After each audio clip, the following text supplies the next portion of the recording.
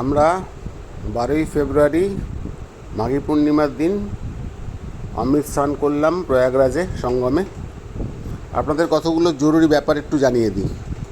মহাসঙ্গমে যে সমস্ত পুণ্যার্থীরা আসছেন তাদের প্রতি হাত জোর করে অনুরোধ, তারা কাশী বিশ্বনাথ মন্দির বারাণসীতে যাবেন না, প্রচণ্ড ভিড়।